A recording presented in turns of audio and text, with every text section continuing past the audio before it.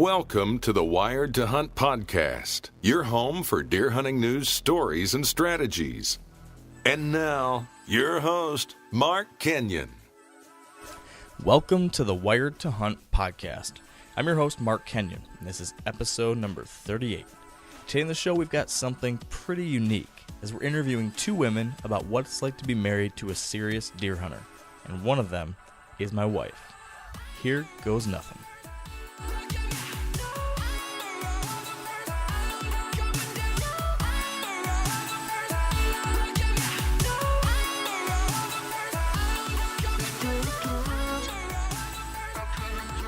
All right, welcome to the Wired to Hunt podcast. And as I mentioned, today we've got a really unique episode, and this could be very interesting or very bad for me. I'm not sure which, but we're interviewing my wife and my friend Corey's wife, Ashley. And we're going to be asking them all about what it's like to be a quote-unquote hunting widow. You know, what it's like to be married to a whitetail addict. So, Dan, what do you think about this? How's this going to go? I'm just glad my wife's not a guest. I'll put it to you that way. I love her to death, but we get into it about this topic and the whole the fall and how she becomes the fall widow and how I try to explain to her, hey, it's only a certain amount of time out of the year, and it just doesn't really matter to her. Yeah, it can be a challenge. I'm sure we'll talk about this with Kylie, but it's definitely a challenge that we've had to work through too. But I wanted to get your wife on here, but I figured given the fact that your daughter, coming back home, I know it'd be an issue, I think, for you guys to figure that out in the short term, and I realize it's kind of short-term notice. So maybe if I can convince you and her to do so at a later date, maybe we'll get her on the show too. Well, here's what I did. I forwarded her the questions, and she answered them. Oh, dude, that's awesome. Yeah. So I'm not going to give the answers to all of them, because it makes it sound like here, I'll just give you an example. Here's the question, or the answer she gave to one question. Bitch and whine a lot. Nice. There's that. That sounds good. I still want her on the show. Yeah, for sure. Well, I think this is gonna be interesting. But before we get Kylie and Ashley on the phone, I did want to catch up with you a little bit. What's new? Have you been out hunting since we talked? No. Last weekend was my week to go, and we had some unexpected visitors come into town, and so that put that on hold. Oof. And then that combined with the last weekend, it was 40 degrees outside. So no snow on the ground, 40-degree weather, just historically has been terrible hunting. And although that was going to be my last possible time to hunt out of the week, I decided, I'm going to earn brownie points, I guess you could say, and take it and stay home. And that way, this next upcoming week, we can go to the ATA show. Man, that is a bummer. Yeah. But, like I told you, and like I said to all the listeners out there, this season was kind of an off season, a write-off. You know what I mean? It's kind of solely dedicated to Ryan and getting him his buck that I didn't even really plan to do a lot of hunting. And with my hunting properties being over an hour away, it just makes things really difficult at times. Yeah, I hear you. I hear you. Yeah. It can be tough. The bulk of my hunting is 5 hours away, and that's a challenge, that's for sure. The good part about it is that I get to spend, compared to the average Joe, I guess you'd say, I probably get to spend more time in the timber than most people, which I'm very thankful for. Yeah. Got to appreciate what you got. That's fact. Well, I hate to do what I'm going to do, but I'm kind of going to, put salt in the wound, maybe, because... Are you a one-upper? I'm a one-upper today. Yeah, that's fine. Go for it. I did get to go out hunting last weekend. Yeah, yeah. And it was the most fun I've had hunting since November.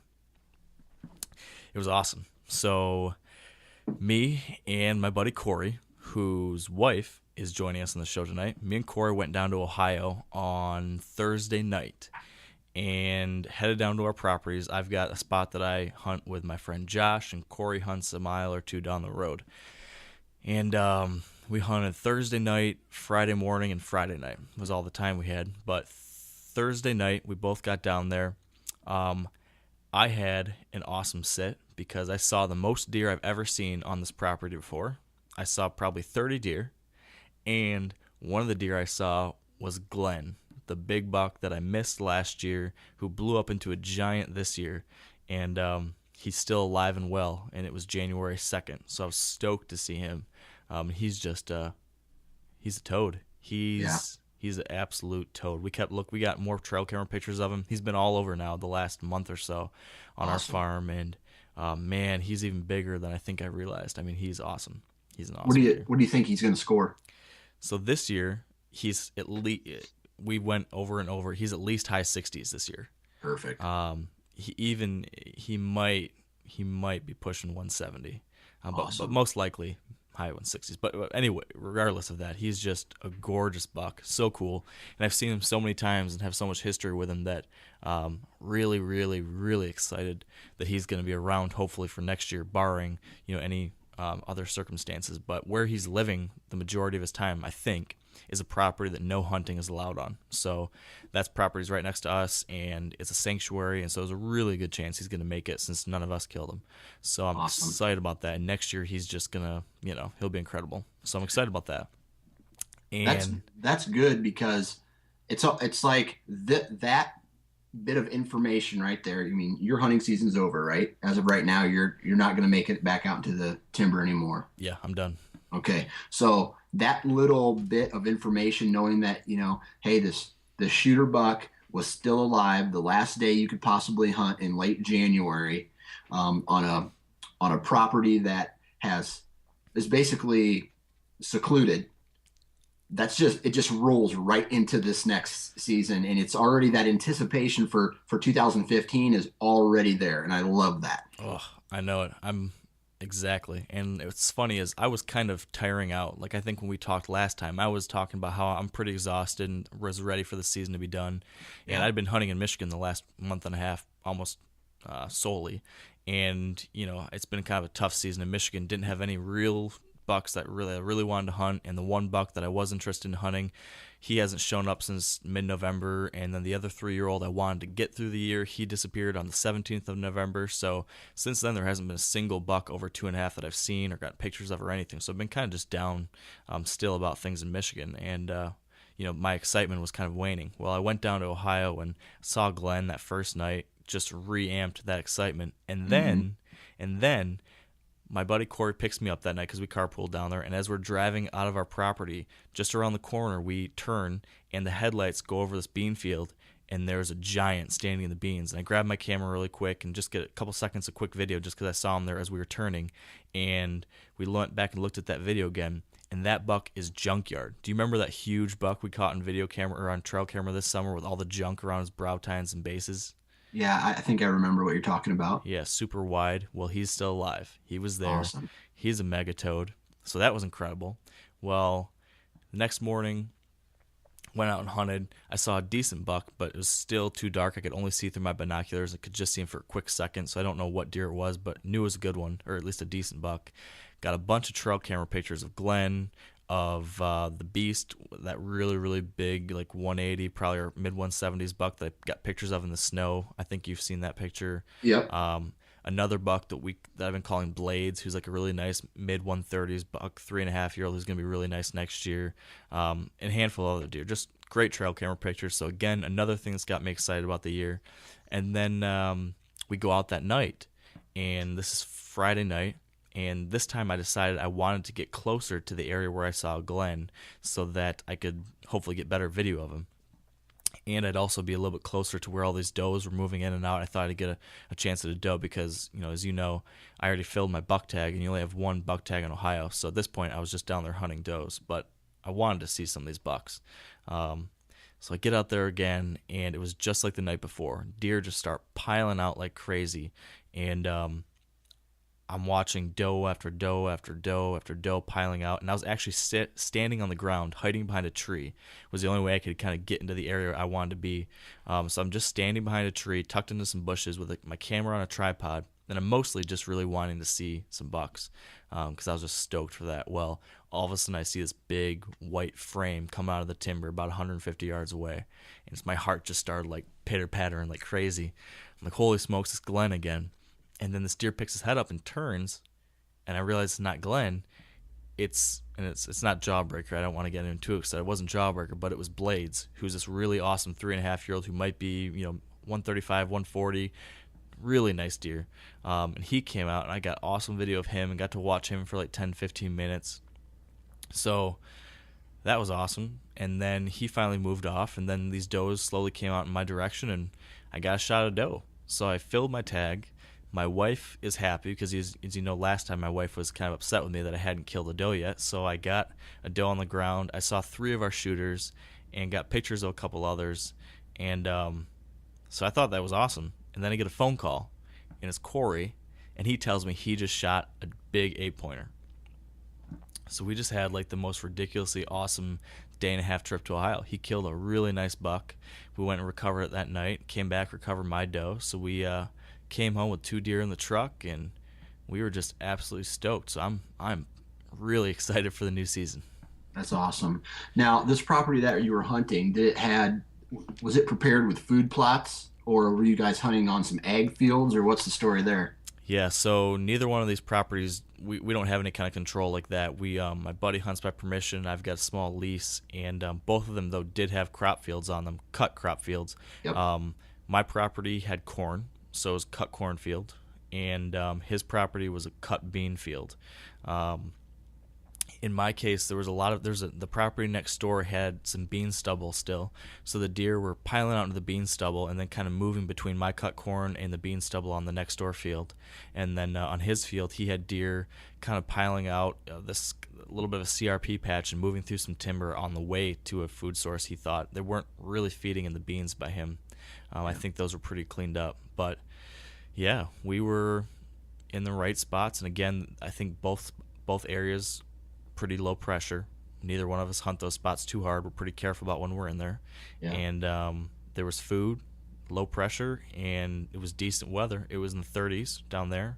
And there was a front. I think another big thing was there was a front coming through. So that night, Friday night, this big rainstorm / ice storm was coming through. And when we caught these deer just before that front hit, and I think that they were, feeding a little more just before then. So that is, I think that's why we were seeing such action, and why it all turned out the way it did.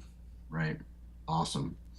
Yeah, and for our listeners out there, if you live in Iowa, Illinois, Indiana, Ohio, Wisconsin, Minnesota, even up into some of the plain states, and we just got hit with a gigantic snowstorm. Yeah. And I think where I'm sitting, we got close, probably between 7 and 8 inches of snow in the last 24 hours. And this is one of those scenarios where if you can find a food source and you can find their bedding area and you can get in between there with these really cold temps coming. Today it's like high of, in the teens. Tomorrow my area is going to be a high of -6. So if you can find those 2 things, get in a tree stand, if you can tough it out, or a blind or something, get in there, be patient, and there's a good chance that these deer are going to start herding up this last week or 2 of the season, and you'll be able to intercept whether it's a doe or a buck or whatever you're chasing. Yeah, this is the late season weather that we've been dreaming of, really, right, all December, because this is exactly what you need. I know my buddy Pete, we call him Uncle Pete, and he is actually in the woods right now. And last night or the night before, he was out and had a lot of deer moving, and a big 8 was moving down towards his way, but he wasn't able to get a shot. But tonight, he's been texting me over the last couple 30 minutes, and he said he's sneaking in right now, and there's already deer out feeding, and it's 3:15 his time. So yeah. I think it could be a really good couple days here for guys and gals. That's a fact. So that all being said, it's time to start talking about hunting widows. So what do you think, Dan? Should we go grab my wife and pull her in here? Yeah, let's All do right. it. All right. I'm gonna go grab Kylie. We'll get Ashley on the line, and we are in for a very interesting conversation. All right. Well, here we go, guys. On the line with us now is my wife, Kylie, and our friend, Ashley. So, welcome to the show, guys. Thank you. Yeah. Thank And you for. so everyone knows whose voice is whose. Kylie, can you say hi? Hello. And Ashley? Hello. Alright, perfect. So, as we were talking about before you girls jumped on the line, we spend all of our time here on the podcast usually talking about what our life is like, what it's like chasing these deer, hunting, talking about deer, thinking about deer, dreaming about deer, all this crazy stuff that we do. But rarely do we stop to take a second and think about what things are like on the other side with our wives or girlfriends, or in some cases, if it's a girl hunter with her husband or boyfriend or whatever it might be. So, we wanted to pick your brains about what it's like. I'm really curious to hear what you both have to say about some of these things, and I'm sure a lot of people listening are too. So, me and Dan have some various questions that we're going to throw out there, and hopefully it'll start a conversation going. And what I want to make sure we do here, and I know this isn't an issue with you, Kylie, because you don't you don't hold anything back, but you guys can be completely honest.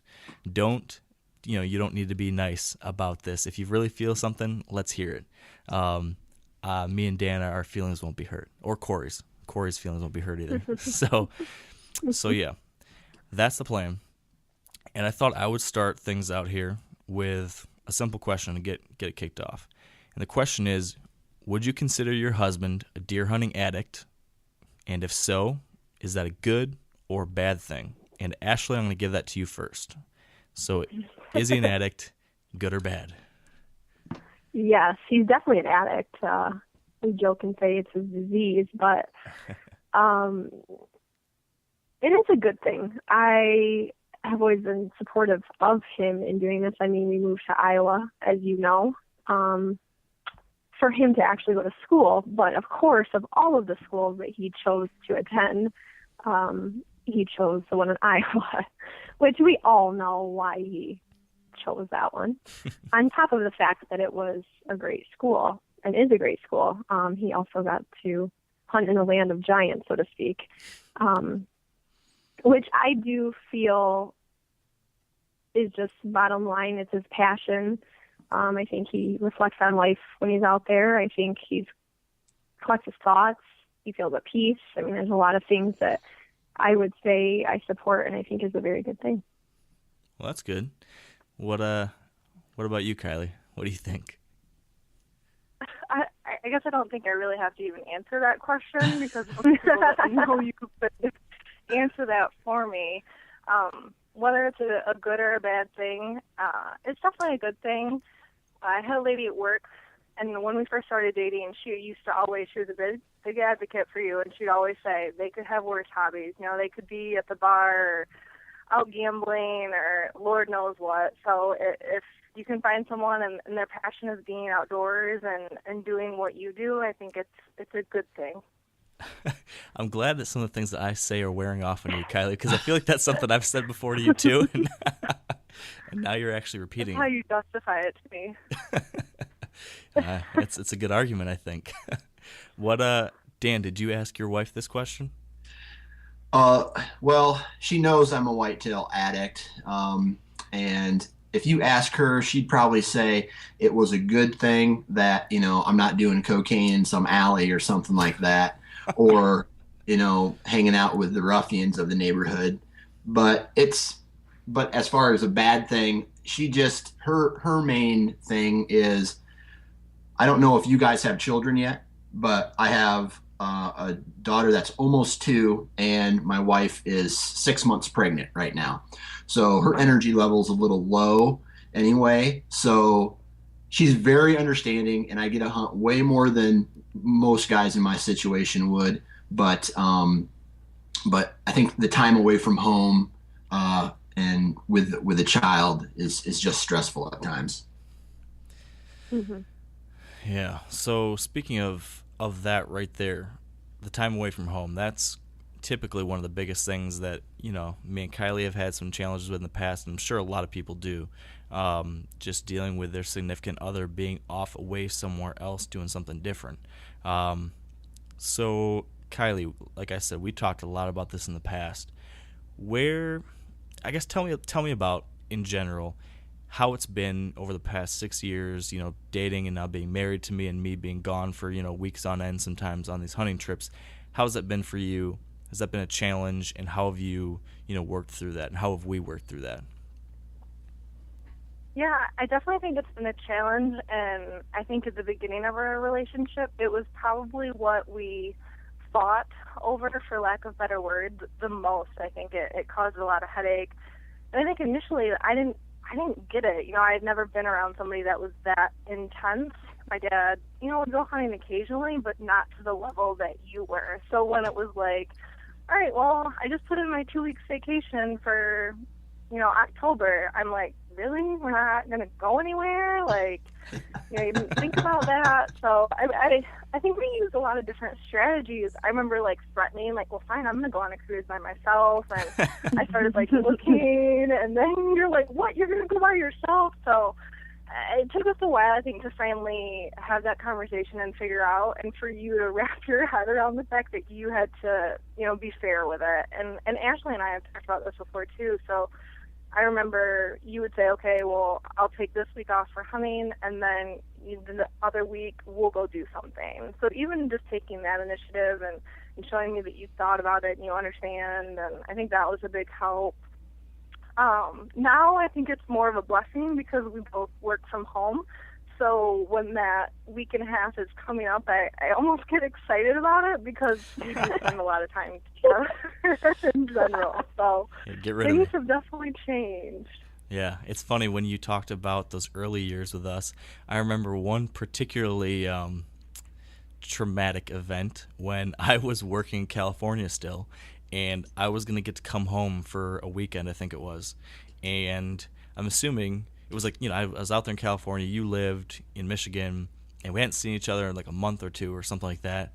And I was coming home in like November, and I'm pretty sure you thought at this point we've been dating like just about a year, I think. I imagine you were thinking he's going to come home, have a really nice romantic weekend with me. And instead, I told you I was coming home to go hunting for the weekend, and you were not having that. And I just couldn't understand why you were upset at me. I remember sitting at work and talking to my coworkers and like, Kylie's all upset at me because I want to go hunting, but this is the only time of year I can go hunting, and I don't get it. But you were probably thinking the same thing. Do you remember that? Yeah, I remember that. Because I remember you wanted me to drive up to Grand Rapids, I think, and I'm like, what am I supposed to do, just hang out with your mom, like, while you're hunting all day? And I think I might have ended up coming up there, but literally, like, on the way up, I think I like headed home initially, and then I talked myself into like, fine, I'll just go up there. And I'm sure I pouted the whole time I was up there, but well, do you remember though, I did get a buck that weekend. No, see, I don't even remember that, so it's irrelevant. Well, so there you go. It shows how you remember the emotions of the weekend, and I remember the fact I shot a deer. Oh man. But I guess, Ashley, how about you? I know things are a little bit different with your situation with Cora than me and Kylie's right now. But what about you? Was that a challenge when you guys started, and where do you guys stand today with it? Actually, I'd say it was not a challenge at first. If anything, I feel like it was easier because we lived in Iowa. So for me, it was at our doorstep. I mean, if he wanted to go hunting, he could just go. I mean, it wasn't. And we still don't have children, but at the time we didn't, obviously. And I will say that plays a big role, and I'm sure things change when you have children, and that is one of them. That it's not that it changes; it just adds another element to it. But as far as that goes, I would say at first it was a lot easier. Now it's changed because it's the real world for us. I mean, now we've been in Michigan for 4 years, and with work, Corey, as you know, is a chiropractor, and so having a practice and having the demands of owning something like that and not working from home or something, it just changes your schedule so much. And yeah, so I would definitely say that it's a lot more challenging now, not as far as the want or the will or the drive to still hunt, mostly reality as far as work and life and things that come up. Now, what about for you, though? Now that when he does want to go hunt, he's gone for a week in Ohio or Iowa. How do you feel about him being gone for that long? Do you like it? Are you upset when he's gone? Are you bummed when he's gone? What do you think about that? I kind of like it now. I look forward to it because Kylie and I can do some things, and I don't know. I really do like it because of the time of year. I really enjoy the time of year myself. It's probably my favorite season. So I do a lot of things apart and separate from Corey. I have hobbies as well, so it doesn't really bother me. But yeah, I like it when he's gone a little bit. I will say when it comes to the vacation planning, though, because of the limited time I feel like we have now, as far as between hunting and then maybe vacationing, it gets frustrating when you're discussing the time of year, because I will say one of the things that we will possibly argue about is the time of year. Of course, hunting is the same time every year. So I've often said, so pretty much I can never schedule any kind of trips in the fall through, the winter. And even really, I feel like shed hunting is another big thing. We both thoroughly enjoy shed hunting, and so that's really something that is off limits as far as time of year. So yeah, that's really probably the biggest challenge, is planning the hunting with family time, vacation, actual vacationing. So I want to get back to that, but I just thought of something that I want to throw at you here real quick, Ashley. We just talked before you and Kylie got in the line about our Ohio trip that me and Corey took, and the fact that he shot a really, really, really nice 8-pointer down in Ohio. But rumor has it that you're trying to tell him he shouldn't get it mounted. Is that true? And why would you say that? Oh, yes. Let's break this rumor. I, number one, have never said yes or no to Corey as far as any of the mounting that has been done. Recently, because he's been hunting for quite some time, we were trying to put some guidelines on shoulder mounting or otherwise because of the space that we have. It's not that we're lacking a lot of space, but let's face it, Corey is a trophy whitetail hunter, so he's not necessarily going to be taking a 115, 120 class whitetail if he has the choice, of course. So, which of course he has the choice. No, I did not say he cannot mount this nice 8-point buck. I simply said, what's the guidelines that we had kind of discussed, and he said, well, we were talking about mounting it, if it was 140 inch or more, and this falls into about, I think, the 130 class. So that was where the hardship was. Of course, he wants to mount everything because he values everything, and I do too. But like I said, if he hunts for the rest of his life, we will literally have hundreds, it seems like, of mounts. So the discussion of whether he is or is not mounting it, he is mounting the buck. Good. He's mounting the buck. I never said no. It was simply a discussion that we had about if there should be a guideline as, 140, 150, what is reasonable to mount, what is reasonable to do a European mount or something like that. So sounds to me like you guys need to get a bigger house for more wall space or like build an addition. Right.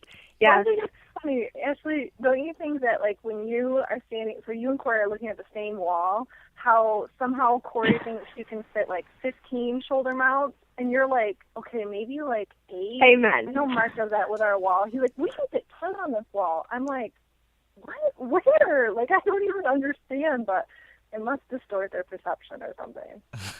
Yes, definitely. Most definitely. Actually, we have a decent sized house, I would say, and we definitely have the room as far as where he's been putting them for a while. It was actually brought up by Corey to me whether, he should or should not mount it. And that's kind of, and not this one in particular, but there was one that he mounted years ago that he's looked at, and he's like, man, I really shouldn't have mounted that. And I said to him, I was like, well, at the time it was what you considered a trophy, because at the time he had only ever lived in Michigan, and I'm not discounting Michigan. I'm saying that was his experience. He had never hunted out of state. So that's where the conversation stemmed, was should I or shouldn't I mount this? And yes, I agree, Kylie. We can be looking at the same wall, and he's like, oh, hon, I can put 16 more up there. I'm like, yeah, maybe 5. They're quite large, Corey. Well, you gotta realize that when it comes to who really are the expert interior decorators in the family, me and Corey probably take the cake there, don't you think? So we would know. Mm-hmm. But in all honesty, I mean, Ashley, you do have a lot of kitchen wall space, and I know your living room has a lot of wall space, and I think that sunroom you could stick another 12 to 15. So let's just be creative here, And bedroom. Mm-hmm. Uh-huh. When he had a 140 restriction, he was probably talking about a 10-pointer too. That just drops 10 inches for the 8-pointer, which, You see, this is a standard that we actually had this conversation with Ashley and Kylie on New Year's Eve, and we said this. We said 140-inch 10-pointer, but if it's an 8-pointer, 130. So, Thank you. I didn't coach Dan on that either. That's just him just saying that. So nice. Yeah. Great minds think alike, huh? Uh-huh. So Dan, what do you have for the girls? All right, so let's go back into the future or whatever, and when you guys started dating your husbands, I'm going to tell a quick story about. I had a relationship with a girl, and I told her, yeah, I'm a hunter in the fall and whatever. And I didn't go into detail about it. I just told her, hey, I'm a serious hunter, and I go out in the fall. So after every weekend in October and November, and two weeks straight off in November, she was like, you need to stay home, or you need to do this, and started and she didn't understand that, I don't think I got to her, and that was probably my fault. Now, with my current wife, right before we started dating, before we made it official, I sat down with her and I told her, I am a serious hunter. And when I mean serious, I mean you may not see me in October or November. I'm going to disappear. I'm going to go do this crazy stuff out in the woods, and I'm going to sit in a tree for long periods of time. And she's like, yeah, okay, yeah, I'm cool with it. Because you want to seem interested at first when you like these new people and their hobbies and stuff. So I said, I don't think you get it. So I had to sit her down again, right in that same room, and I was like, listen, this is your chance to leave, because I am obsessed with this. And so I'm kind of curious, and Kaylee, you can start this out. How did the quote unquote talk go? Did Mark break the talk to you? No, I feel like we totally missed that step. And for those of you that don't know Mark, before Where to Hunt, he was like straight out of like an Abercrombie store. Like, oh my God, please! Hey, that's recorded. That is recorded. That's on the record. It was like false advertising. Like, that is ridiculous. You were like a super pretty boy, city boy. Like when we first started talking, you had just gotten back from New York. And, you were a marketing major. So I was, I didn't really know. You were like, yeah, I'm a hunter. And I don't think you had, like, sat me down and you were like, look, this is when I'm going to be gone. It was just, like, slowly accumulating more and more. And then, when you went to California, like you had mentioned, that was, like, the end of it. So when you were gone for that long, you came back, and it was, like, to me, it was like, holy cow, you'd done, like, a 180. You went from, like, oh, yeah, I hunt, to, like, living and breathing it. And part of that was because the blog really started to take off, or Where to Hunt really started to take off when you were out there. So you came back and, with this new passion and this new interest in it. But yeah, no, you totally, I didn't get to sit down and talk that Dan gave his wife. I guess I got gypped on that one, Mark. I just think you weren't listening, hon. So did you, So was it a shock to you when you realized how much time he was going to be away from you? For sure, yeah, definitely. Because, like Okay. I said, I mean, my dad would hunt, but when you're a child and you see that, it's like, for me, it was like he'd walk out in the backyard for 2 or 3 hours a night. But then when you look at the level that you guys are doing it, where it's you're planning week and a half long trips, and then you went out west too, so that's a whole. Well, I guess not out west for you, but you did the oh, what did you hunt this year? Mule deer? Nebraska. Nebraska. So when you add that too to just wait till deer hunting, it's another week. So it's a whole nother level that I was not familiar with. What about you, Ashley? Uh, no, I did not get the talk. However, when I went to Corey's parents' house, actually, his old room, so to speak, because we started dating when we were in college as well, literally was shoulder mounts. The entire room was shoulder mounted bucks, pretty much. And I walked in and I'm like, Corey, they're like over your bed. And he's like, what are you talking about? That's like normal. And that's when I really realized how much, I mean, it just was in my face. And then that's when it just clicked. I'm like, yeah, this is his thing. My mom used to say every man has a thing, whether it be golfing, whether it be hunting, whether it be, you name it. If they have it, that's what they're going to do. But I will say the shock for me was when he chose the state that he was going to go to graduate school in and why he was going there. I mean, it was, of course, again, because it was a great school, but let's be honest, the reality is it was in Iowa. So that was ultimately, from my perspective, the deciding factor. I don't know, it just really didn't shock me, but I didn't get that talk either. And I was okay with that, I would say. But I would say women, I don't know, not all women, but if they stay around you for a while as far as hunting, men go, likely, I would say if they're with you during that time and they stick with you through that time, likely they know it and they're probably going to be a little bit more cooperative than others. So I've got another addendum to this then. For all the, we'll say the guys listening and girls, for anyone who is, not in a relationship right now but might be getting into one soon, would you recommend that they have the talk with their significant other? Or to your point, Ashley, is it better just to give them time to get used to you and see your thing first and then, have them just kind of realize it by virtue of just spending time with you? And I guess, Ashley, let's continue your thoughts on that, and then we'll go to Kylie. Mm-hmm. It's hard to say because I believe every woman is different and their expectations of a new relationship are different. With us, for example, I knew that we would be waiting a while to have children. I was never one to jump the gun on that and say, let's have kids right away. And that also allowed for more time, more personal time on each end. So I would say feel the other one out for it, and then if you feel it's necessary to have the talk, have it. But I really think it shows in action. I mean, you can say a lot of things and still not grasp it. I mean, honestly, even if I hated hunting, which I do not at all, but say I did, it still wouldn't change the fact that I loved him. So I do believe you really have to swallow it. If you are going to marry somebody and you're going to be in a relationship with somebody, if that is their thing as a guy, you have to decide if it's something that you're willing to put up with or not. And I mean, put up with in every aspect, the time away, the investment itself. But I do think it depends on the girl or the guy.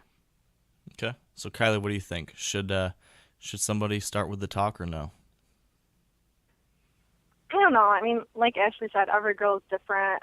From my point of view, I think if you would have sat me down and tried to have this really serious conversation about deer hunting that early on, I would have went back to my girlfriends and been like, what in the hell? He just tried to sit me down and counsel me about deer hunting. I probably would have been a little I don't know anymore. So I think Ashley's right. You gotta kind of ease into it, maybe. And again, that's from my perspective. And make sure they're supportive of hunting or they get it, because I think that's a big part of it too. A lot of people weren't around it growing up or don't have any idea, and a lot of times hunting is viewed as so negative in today's society. I think you just really need to make sure that before you talk about your interest in hunting, that they fully understand what does it mean to hunt, what does it mean to hunt to you, and try and portray it in the right light. Yeah, wise words, hon. So I now want to ask you guys a tough question. I think this is going to be tough because there's so many different answers. I think you're just going to be struggling to come up with to choose the right one because there's just a lot. But I want to know, what do you think is the best thing about being married to a serious hunter? Kylie, what do you think? Can I say two things? Does that count? Yeah, I'll give you a pass. Like a two-part answer. I would say probably the best thing, ironically, is the time apart. I think it helps our relationship, in all honesty, and I know you struggle with it, but sometimes I'm like, I don't want to talk to you on the phone when you're gone because it's so nice when you come back.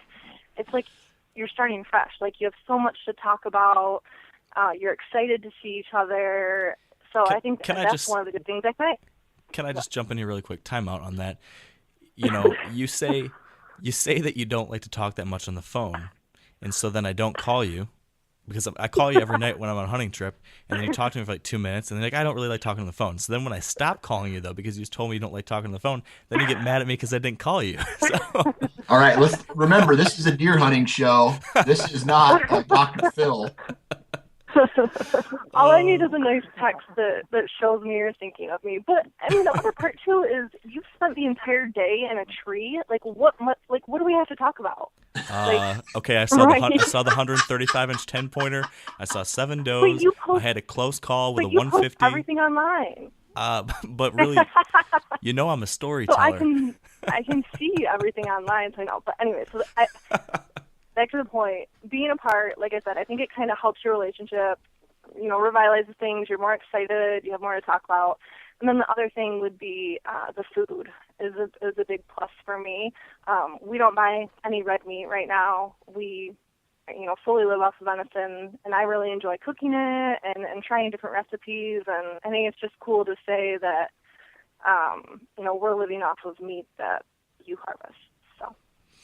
Yeah. Good stuff. What about you, Ashley? I would definitely agree with Kylie, and the time away and the anticipation of being together. And then actually, I would say the anticipation for your spouse, like in my case, Corey, like when he had just talked to me before he went out hunting when he was down in Ohio, and then to get a call earlier than expected, and he said he got one, and just so excited for him.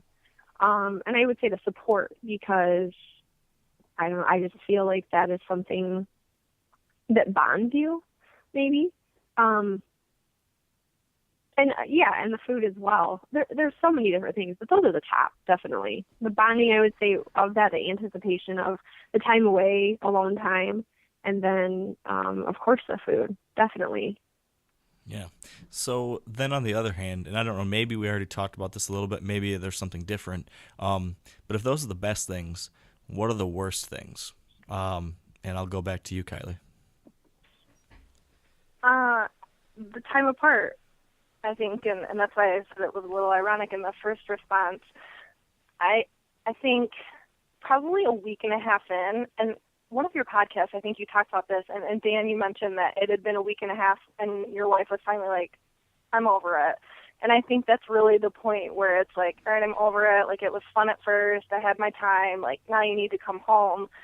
And for me, it's, I'm sick of doing everything by myself type of thing. So, taking out the trash and doing all the things that you're supposed to be doing. And I can't even imagine when we have kids and that solely weighing on my shoulders to take care of the kids too while you're gone. I think that's probably the worst part of it.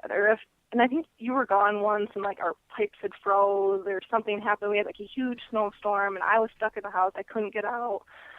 Stuff like that is what makes you being gone difficult.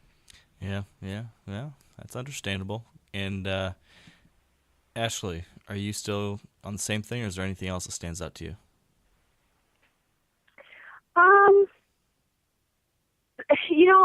I'm definitely on the same page, but there's one thing that just drives me crazy. And the statement about, well, hunting comes once a year. No. Hunting to a true hunter is never once a year. It is a season, of course, but then there's shed season, and then there's turkey season.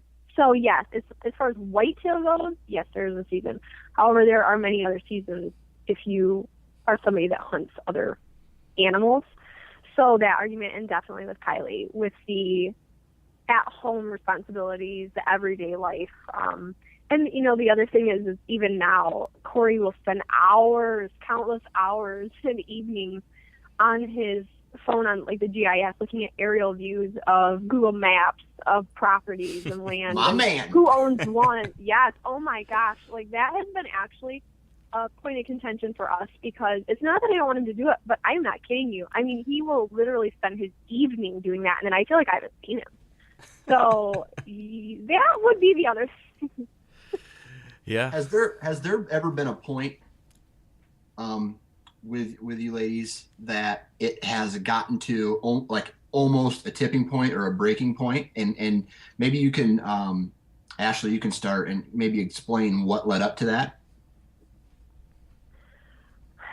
You mean the breaking point of like it was you're gonna get pissed. I'm not necessarily a mild-tempered person, so there's been a few of these, and I'm slightly blunt. I would say a lot of my friends would say I'm blunt, hopefully in a loving way, but I'm blunt. And so, yeah, definitely, there's been many points, because Corey, like I said, not only does he have me as his wife, as far as responsibility, he has a practice, and then hunting is a big priority to him, and I would definitely say hunting is almost number one, if not number one. To give a specific instance, I don't feel like I have one specific instance, except recently Corey had went to Ohio, and he, not this last time he got his buck, but the time before, and he actually had gotten sick down there. Obviously not his fault that he had gotten sick, but it was something that I ended up having to take time off of work and basically go with his mom actually to help me to meet him and bring him back. We ended up having to take him to the hospital and other events. So not that that's the source and reason he got sick, but again, just one more thing. I mean, as far as the hunting and life and then work, and he took off work and yet actually had to miss more work because of it. And not that that's all bad, but as far as having a patient load that he has to service every day, it definitely made it hard. And then on top of course, the house things and life and yeah. Now, my question to you, Kylie, is that if this is just a little bit of I guess a different angle to the same question, but if Mark was still working at Google and didn't make any money from Wired to Hunt, and there was no such thing to Wired to Hunt, he was working full time at Google still, would you be as understanding and as patient as you are now, knowing that there's no extra income coming in? That's a tough question. I mean, again, with what Mark does, it was so foreign to me to even think of, I remember when he first came to me and was like, eventually I want to quit my job and do this. I'm like, do what? Like, it was so far. I mean, I think it plays into each other. So say he was still, working at Google, I don't think his hunting would be as intense as it is now. So it would probably be a little bit easier for me to handle. But since he's not employed or working the 9 to 5, it's far more intense than the average guy, I think. So it can be a little bit rougher, I think, now that it's his job. But I will say I'm probably harder on him now that it's his job And I think I put a lot of pressure on him for things, in addition to the pressure that he puts on himself. Like this year, he waited until the last minute to get a doe, but I was really hard on him about it and giving him a hard time that, this is why you quit. This is our food and that. So I'm definitely harder on him as far as results, I think, now that this is his full-time gig. Yeah, that's crazy because my wife has never said to me or will ever say to me, I think you should go hunting. Yeah. I'm fortunate that with that.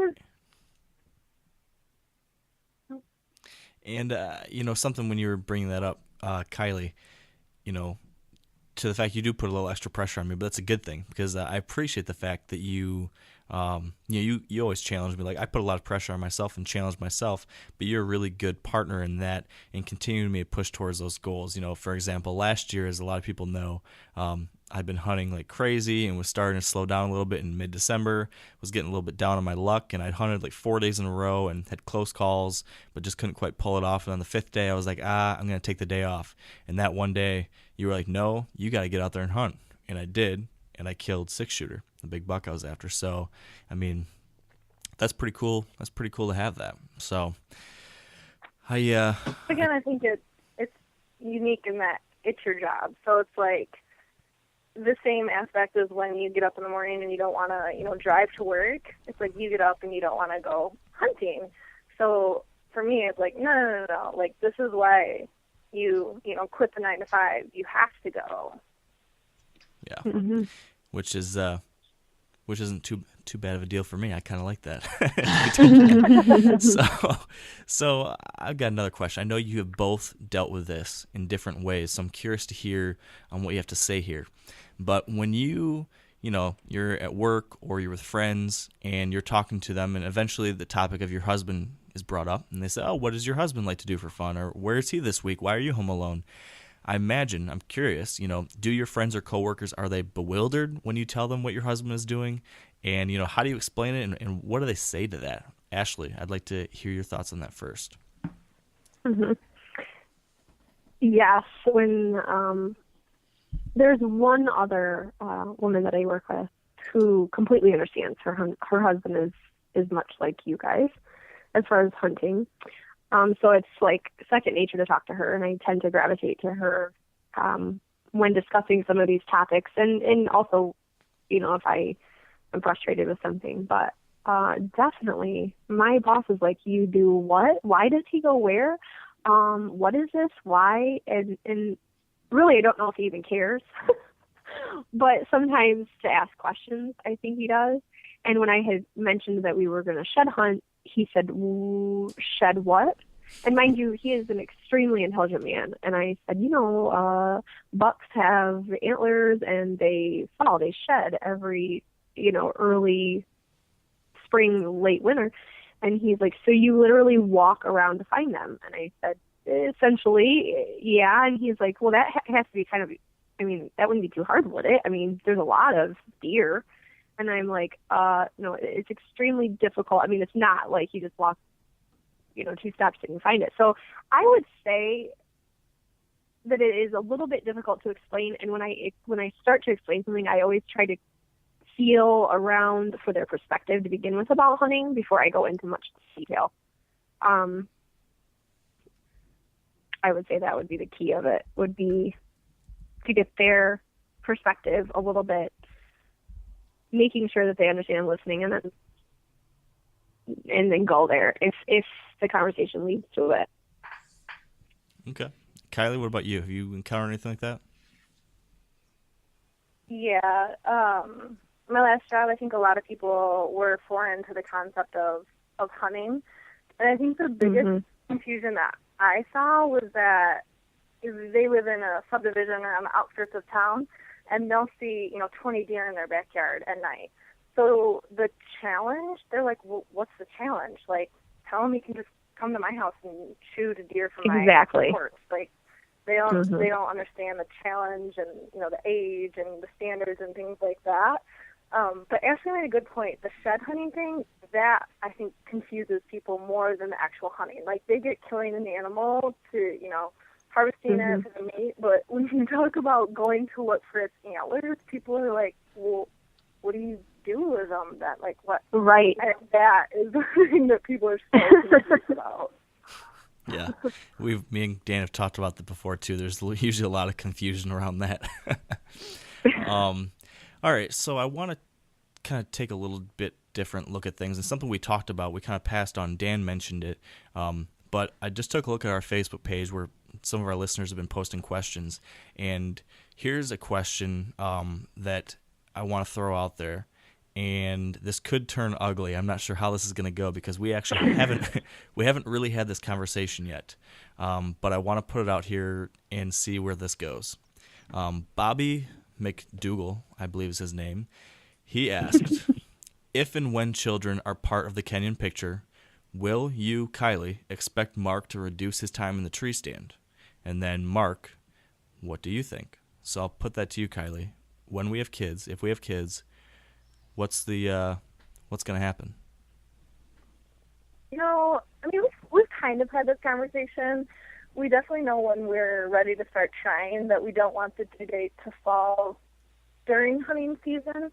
I mean, I think we're aware of that. In regards to the amount of time spent, I don't think that's something that you can predict. I think we're going to have to work on it as we go. Maybe Dan's got some good advice. I think the biggest challenge, though, will come when your kids get a little bit older and they have activities. I think that's my concern. So, you know, say we have a son and he plays football and, you know, Mark's gone every year during homecoming or something like that. I think that's when it's going to become more of a challenge for us to work on balancing it and just making sure that the kids aren't negatively impacted by you being gone for extended periods. Yeah, but the thing is that our kid's not going to be allowed to play football since that falls during hunting season, so that won't be an issue. Oh boy, getting deep in here. Yep. But yeah, you know, that is going to be a challenge, because, you know, as we've talked about, and as everyone who listens to this knows, you know, I'm very, very serious about this, and then on top of that, right, it's my career, so. You know, if you talk to anyone who works a regular 9 to 5, for most guys, they wouldn't stop working their 9 to 5 because they had a child. They might need to change a little bit what they do on the either side of their 9 to 5, but they still have to work that. So I think I'm still going to have to do my quote unquote 9 to 5. But to your point, Kylie, I'm going to have to start finding different ways to make sure I make, you know, myself available in the ways I need to be a good father. And like you said, we'll work through that as we go through them. And I'm sure, you know, as we work through things to this point, I know we can do that, you know, when kids get in the picture. But, you know, I know it's going to be a challenge. I know, Dan, that's something you struggle with, and I'm sure everybody does. I think another thing that's important and that, you know, was passed on to me by my dad and his dad is the importance of getting your kids involved. So as soon as you can, getting them out there as much as possible. I know that, you know, my grandpa went out hunting all the time, you know, back in the day, and he had my dad and my uncle and my aunt out there with him when they were like 4 years old, every hunt, sitting out there next to a tree with him. And, you know, I plan to do that as much as I possibly can with my potential future children too. So that's something that'll be interesting, I think, that's for sure. I think one thing that you haven't thought of is how much you're going to miss your children. So I think, you know, in forward thinking, to you, it's just like, okay, yeah, I'll have a kid and I'll leave, but I think you'll underestimate the amount that you'll actually miss your kids. You hit the nail on the head. Absolutely. You hit the nail on the head there. When I went out to Nebraska, I was out there for 5 days, and that was the biggest thing, was missing my daughter. And yeah, I missed my wife too, but it became hard. It was almost like it affected my hunting because I was thinking about my daughter so much. Mm-hmm. Yeah. I think, I don't know, I'm speaking, and maybe I shouldn't, but I'm speaking for women in general right now. I think the other thing that's hard with hunters is the idea that hunters tend to be selfish with the hunting season. Because I would agree with that, and their argument is, well, it comes one time a year. And exactly what what Kylie just said, Corey and I had talked about I would hope that it would be something that would be on your mind, obviously, would be missing your family too. So hopefully that would balance out any challenge or, arguments in the future of that, because that is one concern I have, is that when we do have children, where is that going to fall into play? And then also, how do you tell your kid? And like Kylie said, when they get older and they're in maybe sports or something, how do you say, well, your dad's not here right now because he's hunting? How does that fall into play with priorities for that child? I mean, you can say that, but it doesn't mean that they're going to understand and maybe feel like, well, obviously I'm not as important as hunting. For you, Mark, because it is your career now, that's going to play a little different for you than it would maybe Corey and I. But definitely, Kylie hit the nail on the head there with how much you're really going to miss them, and like you said, want to share it with them. But when they're young, it's probably going to be a challenge. Yeah, I think that this is probably one of those topics and challenges that's sort of a defining moment for a lot of serious hunters. And I haven't gotten to that point really. I've gone through the marriage stage, but I haven't started a family with children yet. But I think, Dan, I'm sure as we've discussed, you have gone through this, and I'm sure lots of other people out there, they go through this phase of being super gung-ho hunter, and then eventually a family comes in, and as you guys have all mentioned, priorities start becoming a conversation that you need to have, and you need to figure out where how your priorities stack up. And of course, I think it's important for family to be, your most important priority. So that's something that I'm sure, we'll be discussing on Wired to Hunt over the coming years as I start experiencing these things. And Dan, as your experience continues to change and evolve, I'm sure we'll have interesting things to hear about this. But it's interesting to hear your guys' perspective too, from the female side of things. And yeah, that's going to make things... I don't care what anybody says. Children change everything. Everything. It's like a punch to the nuts of life. I'm serious. It is a wake up call. And I thought, my wife was pregnant, and I was just like, oh, this is so beautiful. We're going to have a baby. I'm so excited. And then the first and second, maybe even third week in, where I got like a combined 7 hours of sleep in 3 weeks, that's your wake up call. And that is wowzers. That's a whole nother topic. You're hurting my chances, Dan. Be quiet. Yeah. Yeah, you're scaring me, Dan. Oh man. Okay. Well, let's move on from the baby topic. So I've got two more things I wanted to bring up because we are running down on time here. Dan, do you have something you want to shoot out there first, or do you want me to go ahead with these next couple and you can stew on one more? Well, I got one here. I think I'll save it for last. Go ahead, Mark. All right. So I think you guys have numerous stories you could bring up for this one, but I'm curious, what do you think is the most ridiculous thing that your husband has done for or related to deer hunting?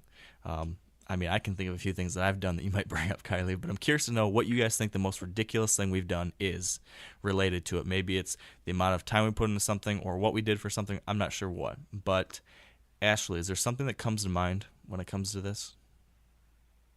That's a good question. Something ridiculous. Well, at first, I've almost become desensitized to everything, so nothing surprises me anymore, and nothing to me is odd. But one thing that Corey used to do, and still does, I don't think he's as adamant about it now, but he would, I don't know if I should be sharing this, but he would purposefully eat an apple before he left, and then he would take it with him and then rub it on the soles of his boots sometimes, and because he's such a scent control freak, I am like, what are you doing?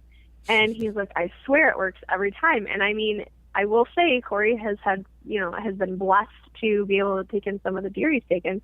That's one thing, but not anything else that really comes to mind. Maybe his face paint looks a little excessive. I mean, it is funny to me. I mean, the face paint and some of the things that I just laugh about. But like I said, I almost feel like I've become desensitized to some of his quirks, maybe. But he's very, very particular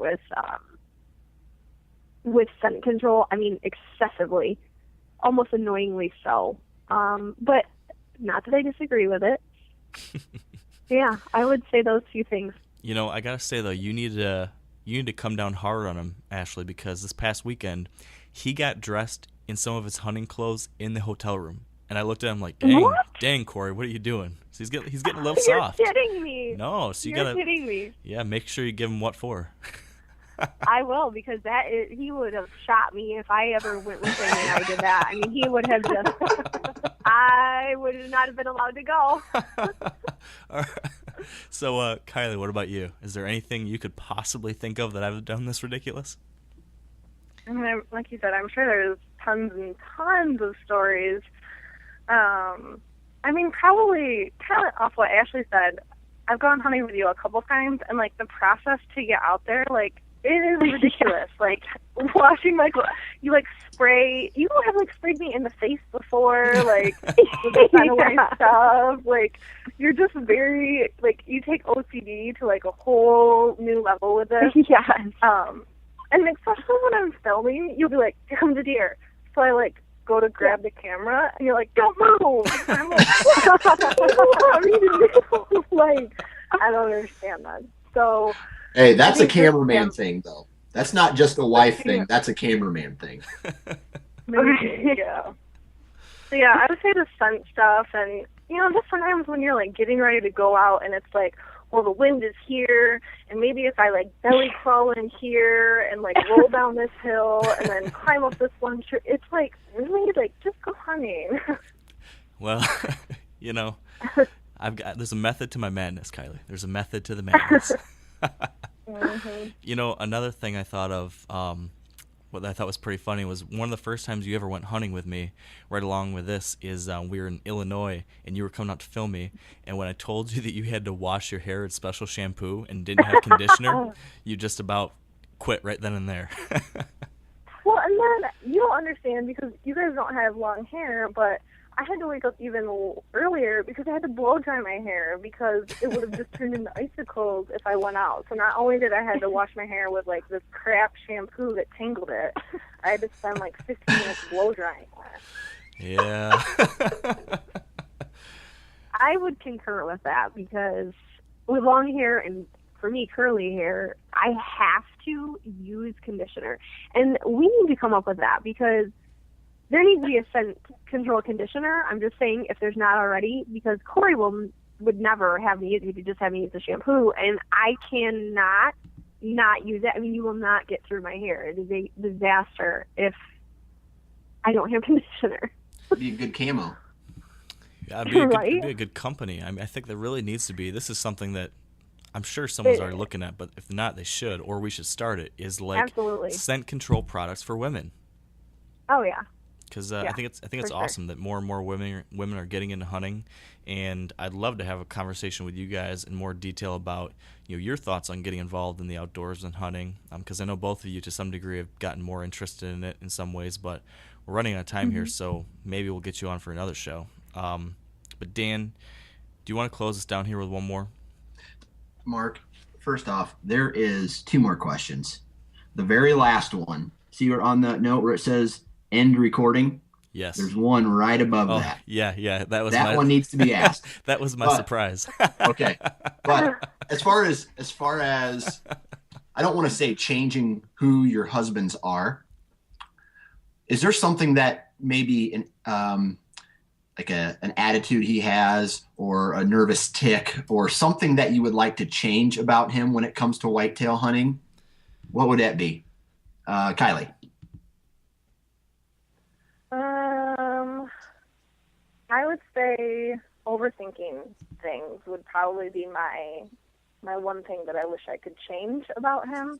But I think it's probably consistent across most hunters, but literally like deciding what stand to hunt in or what property to go to or if you should go to Ohio or if you should hunt Iowa. It's just the indecisiveness and really just over analyzing every aspect of a decision instead of just learning to follow his gut sometimes and say, oh, I feel like I should do this. I'm just going to do this and just go with it and see what happens. We talked about that, Mark. Yeah, it's a thing. That's it's a real deal. It's a real deal. I'll give her that. What about you, Ashley? Yes, I cannot agree more. That is hitting the nail on the head for sure, because I really think that most serious hunters do that. I think they question themselves, especially if you have, more than one spot. Hopefully you do have more than one spot to go hunting. But like Kylie went off of, especially for Corey, when he's in Iowa, he's got a few spots that he still really likes to go. And so that's not really the issue when he's there. Well, sometimes it is.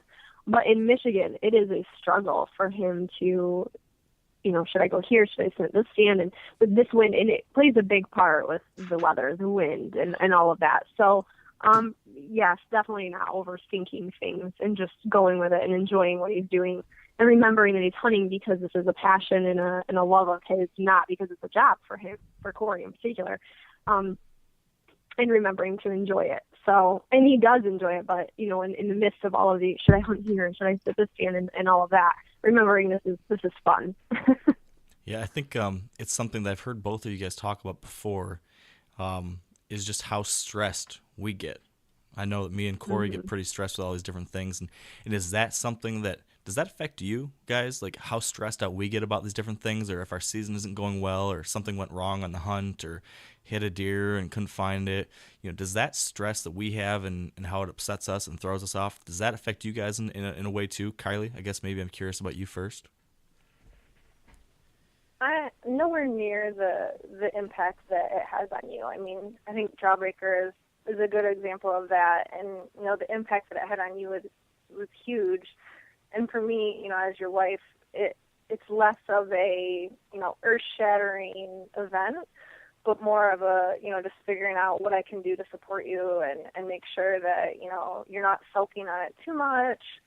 But that you are, reflecting on it and learning from it and then moving forward with it. But I don't feel like it's a time-consuming thing or a draining thing where it's like, oh, gosh, I'm just, Mark's stressed about, killing this deer, and I'm really stressed too. It doesn't have that strong of an effect on me. Is it irritating, though?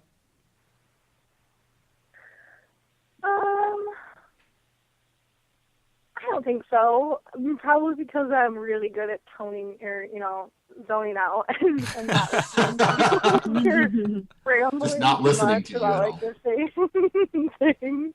I'm just kind of like, oh, yeah, yep, okay, well, because sometimes I don't know that you really want or need my opinion about, things. It's just you like to think out loud with it. And so I'm like, yeah, no, I agree. Go ahead. Yeah, you should hunt there.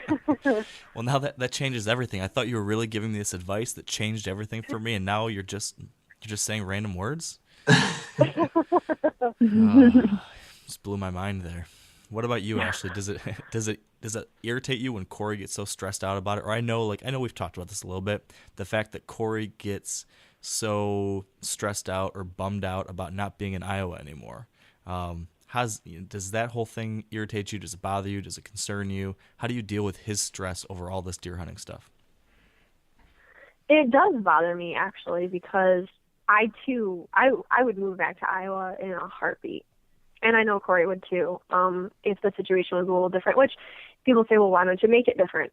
Change it. Well, since we're in so deep with the practice already, it's easier said than done.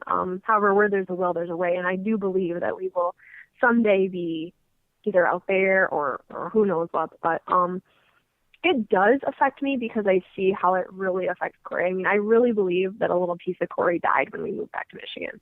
Died in the hunting world. I really mean that. I mean, to his core, it really did. And some of his friends, I think, were like, well, why didn't you try harder to stay out here and everything? But when you have, the added student loan debt and things that we had faced, it is a scary reality. And so, you do what you know to do. And so he did. But it does affect me because, like Kylie said, it's more or less trying to figure out how to encourage and support his frustration maybe with it, and frustration with not being in Iowa, because I know it has for 4 years. Like I said, we are still discussing it, and I believe that if we never move back there, I believe that it would be something that Corey would regret not moving back out there. However, I don't know as though I don't know what the plan is for us with that, but yeah, it definitely affects me for him, because I see how much he dreams. I mean, he dreams and dreams and dreams about owning, a farm someday, and all of the details. Like I said, he spends countless hours on the GIS, Google Maps, looking at property. I mean, the guy can tell you we drive by a house and I'm like, oh man, that's a nice house, and this, oh yes, such and such owns that, and they own this much land, and this much is tillable, and this much is wooded, and this has a creek running through it, and this, I mean, it's impressive to me how much he retains with land. He is a lover of all things outside and outdoors and land. So it definitely does affect us together, I would say. Yeah. Mm-hmm. I think to your point about his obsession with land, he'd be a really good real estate agent, wouldn't he? He sure would. Gosh, he should really look into that. I'm just going to say that on air right here. He should, and I believe he is, and hopefully that's an avenue that he will be pursuing shortly. So I think two things need to be said here. Number one, you two are both really incredible supporters of your husbands, and I'm not sure, I don't know, but I'm not sure everyone is as supportive as you guys are. So I would just like to say that I appreciate that, both to you, obviously, Kylie, and Ashley, too. I think it means a lot for a hunter, for someone like me, to know that we have that support and understanding. And because we have that, it also, I think, for me at least, I realize how appreciative I need to be of that, but then also how important it is for me to give back equally in different ways. And that's something that I know I can do better at, but it's something that I know is deserved. So I want to say that. But then finally, we did have that final question that Dan mentioned, and this really was the final question from the beginning, before we ever talked about any of this stuff. But it's kind of ironic given what we just talked about, Ashley, because I posted a question up on the Wired Hunt Facebook page asking what questions we should ask you guys. And someone named Ross Hossman, I don't know if you guys know him, but he asked this question, and it's a very important one. Does Kylie love Mark enough to move to Iowa? So Kylie, what's the answer? And funny, Ashley goes through the same thing. The end of every hunting season, Mark's like, "Oh, Michigan! Like, I just want to be somewhere where the deer are bigger." And you go through that lull and that frustration of living in Michigan. But anyways, to answer the question, yes, I do love Mark enough to move to Iowa.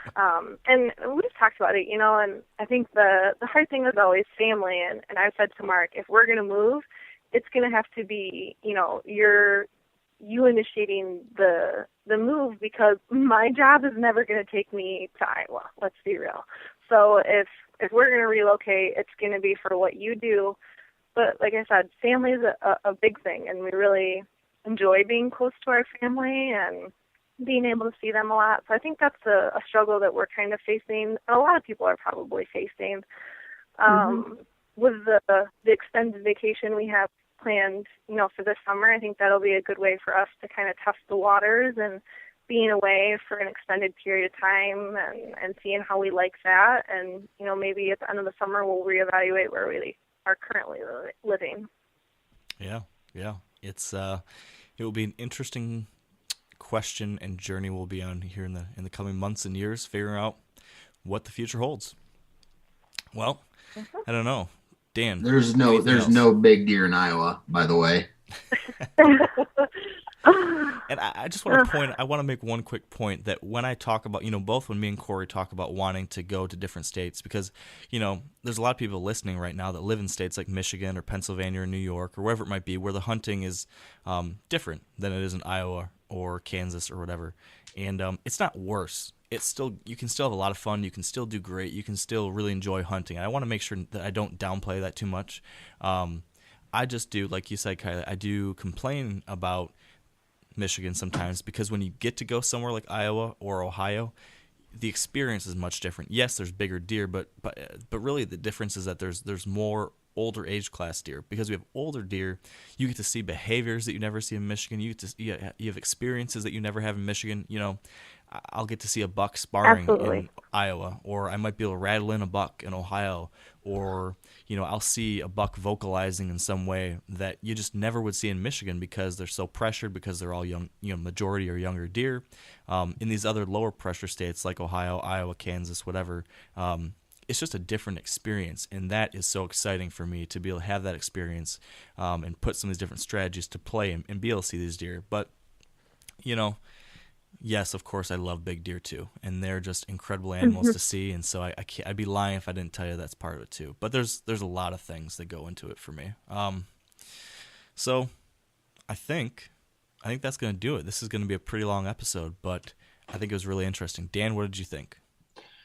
Yeah, it's good to see a perspective outside of our own, obviously, in any topic. But I think it puts, like I said, it puts into perspective things that we don't. I mean, as like me and you, Mark, we almost get blinders on when it comes when we talk about deer hunting, and we may not see everything that's happening outside of us. So it's good to see another perspective of, from our significant others that kind of fill in the blanks.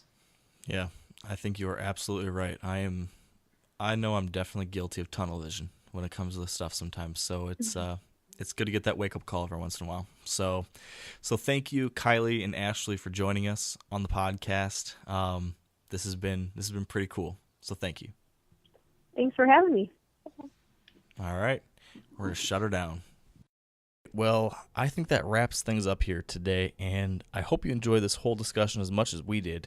I think we got a whole new perspective from what we're usually used to seeing as whitetail addicts, and I think I got out of this without getting into too much trouble with my wife, too, so that's a good thing.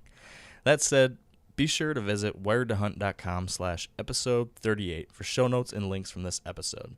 And I want to give you guys another update that we mentioned last time as well. If you're an Android phone user or Android tablet user, you can now listen to the Wired Hunt podcast on your device with the Stitcher app. Go to your app store, download Stitcher, and that way you can get the new podcast downloaded every week right to your phone or tablet. Really easy, really nice. We'd also like to thank our partners who help make this show possible. So big thank you to Sitka Gear, Trophy Ridge, Bear Archery, Redneck Blinds, Carbon Express Arrows, Huntsoft, Lacrosse Boots, Big & J Long Range Attractants, and the Whitetail Institute of North America. Finally, thank you all so much for joining us here today on the podcast. I hope your new year is off to a great start. And of course, I hope that in 2015, you'll stay wired to hunt.